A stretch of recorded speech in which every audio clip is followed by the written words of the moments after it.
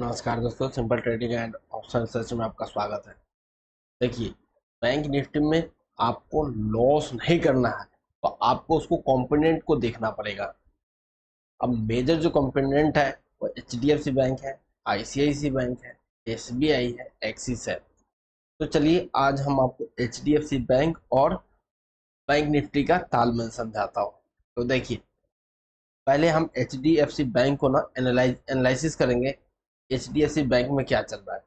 देखिए, HDFC bank में देखिए ये कंसोलिडेशन पीरियड में था। ये देखिए कहाँ पे था, मार्केट कंसोलिडेशन पीरियड में था। 14 इसका जो हमारा जो इसका रेजिस्टेंस था पहले, ये 1468 था। अब ये जैसे ही 1468 पे निकला तो आप नेक्स्ट टारगेट यहाँ तक आप ले सकते थे। ये नेक्स्ट टारगेट ये था, यहाँ पे जहाँ पे मार्केट पहले कंसोलिडेट हुआ है वहां तक का टारगेट। अभी देखिए कितना जल्दी मिला।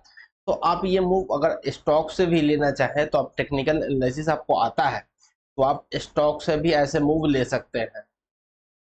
ठीक है, तो स्टॉक से भी ले सकते हैं और जब ऑप्शन बायर है या ऑप्शन सेलर है वहां से भी ले सकते हैं। तो टेक्निकल एनालिसिस आना चाहिए था। देखिए मार्केट में क्या है कि मार्केट में ये एक सपोर्ट जो था तो 1425 का। और जब भी मार्केट 1425 के आसपास मिलता मार्केट में बम्पर बाइंग होता है। ये बाइंग आया और बाइंग देखिए कंसोलिडेट किया, यहीं पे होल्ड किया। मार्केट अगर नीचे से ऊपर से गिरा तो होल्ड कहाँ पे किया, 1425 के पे होल्ड किया। ये फर्स्ट देखिए मार्केट ऊपर आया तो फर्स्ट टाइम यहाँ पे किया, सेकंड टाइम यहाँ पे भी होल्ड किया। तो ये हम के क्लियर हो गया कि मार्केट यार। अब चलिए एच डी एफ सी के देखते हैं क्या एच डी एफ सी के साथ हमारा जो बैंक निफ्टी है वो भी ऐसे ही किया। H D F C bank हम निकालिए, H D F C bank देख लिए। अब हम बैंक निफ्टी देख लेते हैं।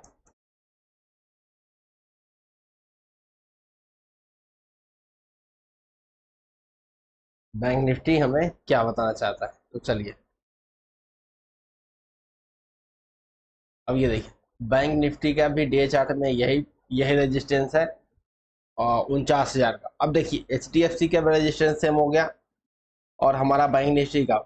इससे क्लियर पता चलता है कि हाँ अगर हम अगर H D F C bank Nifty का कंपोनेंट पे ध्यान दे तो हम मूव ले सकते हैं और लॉस बिल्कुल जीरो कर सकते हैं। लॉस दूसरा कोई तरीका नहीं है कम करने का। अब जितना टाइम भी रहेगा मार्केट में, ज़्यादा स्टडी कीजिएगा, ज़्यादा चार्ट को समझिएगा। इसके निफ्टी बैंक कैसे चलता है तो अपने कंपोनेंट के आधार पर चलता है, तो ना कंपोनेंट को समझिए। अब देखिए कंपोनेंट में भी सेम ही निफ्टी बैंक में भी सेम ही आ रहा है। निफ्टी बैंक का ये था आपका, ये था ट्रेड लाइन, ये था ट्रेड लाइन। अब मार्केट का जो सपोर्ट निकल के आ रहा है ना, अब सपोर्ट जो निकल के आ रहा है मार्केट 48,500 का एक सपोर्ट है। और जो रेजिस्टेंस दिखाई दे रहा है अब 49,000 का रेजिस्टेंस भी है। तो देखिए ये सब चीज आप देखिएगा। इसके साथ जो हम कल एक ऑप्शन चेन का वीडियो डाले हैं कि हम मूव उससे कैसे निकालते हैं कि मार्केट कहाँ पे जाएगा, तो वो भी वीडियो जब तक पूरा नहीं देखिएगा समझ नहीं आएगा। तो वो वीडियो जाके देखिए कि ऑप्शन चैन से कैसे निकालते हैं, कंपोनेंट से कैसे निकालते हैं। बैंक निफ्टी मतलब परफेक्ट होने का बिल्कुल 100% परफेक्ट तो नहीं हो सकते, लेकिन परफेक्ट आपको कम से कम 80% होना है। मार्केट में आपको 70 to 80% परफेक्ट नहीं होते हैं तो फिर आपको लॉस रिकवर भी नहीं होगा और आप लॉस पे लॉस करते चले जाएगा। तो परफेक्ट एक चीज आप मतलब नंगी आंखों से आप ट्रेडिंग नहीं कर सकते। सिर्फ ये चार्ट देख के ट्रेडिंग नहीं कर सकते। चार्ट देखने के लिए आप अगर आप इसमें जो तड़का लगाइएगा ऑप्शन चेन का, कंपोनेंट का और डेटा का, तब आप एक अच्छा ट्रेडर बन सकते। मार्केट बिल्कुल ऊपर जाएगा तो डाउन साइड का प्लान नहीं करना है, अभी नहीं करना है जब तक इलेक्शन रिजल्ट ना आ जाए। जिस दिन रिजल्ट आएगा उस दिन हम देखेंगे कि क्या होने वाला है। अगर मोदी सरकार फिर से रिपीट हो रही है तो जाहिर सी बात है मार्केट बूम मारेगा, जो कि 55,000 55,000 के आसपास लेके जाएगा। वो भी करेंगे।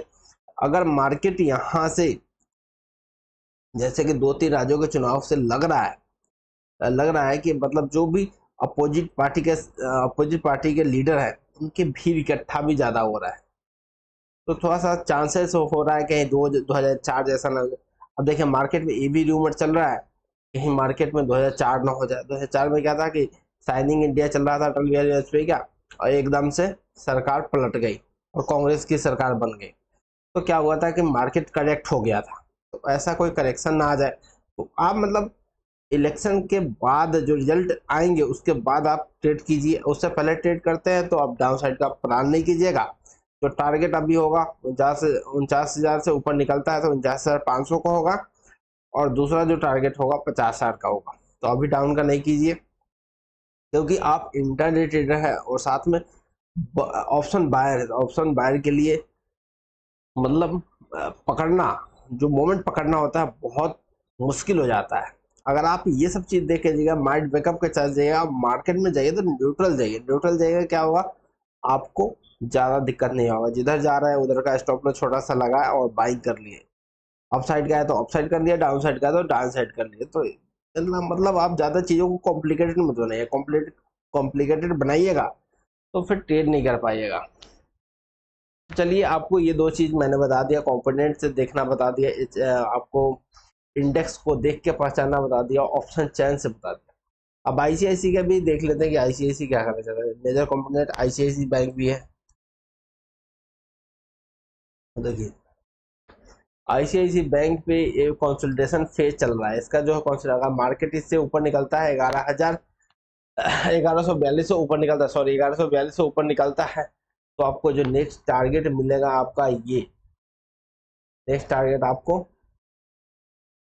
1200 को आपको देखने को मिलेगा आईसीआईसी बैंक में। तो आईसीआईसी बैंक में भी आप बाइंग करके चल सकते हैं। स्टॉप लॉस आप इसी को लगाइए, छोटा सा स्टॉप लॉस।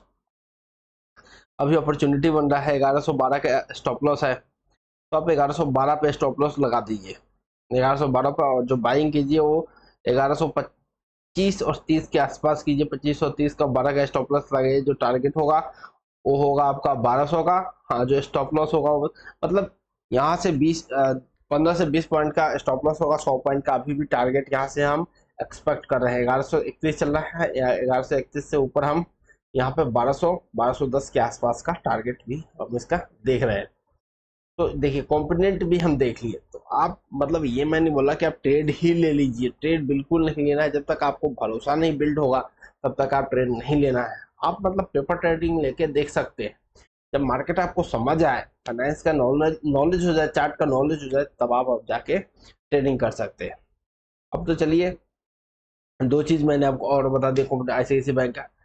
अब ये चीज सारे आप एक जगह ना एकत्रित करते हैं, तब जाके ट्रेडिंग के जो ट्रेडिंग का होता है कि हाँ, अब हमें डिसीजन लेना होता है, हम अप साइड में जाएं या डाउन साइड में जाएं।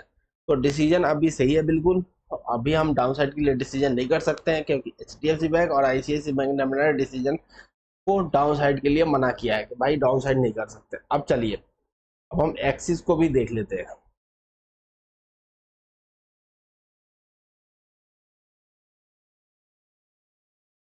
Axis bank,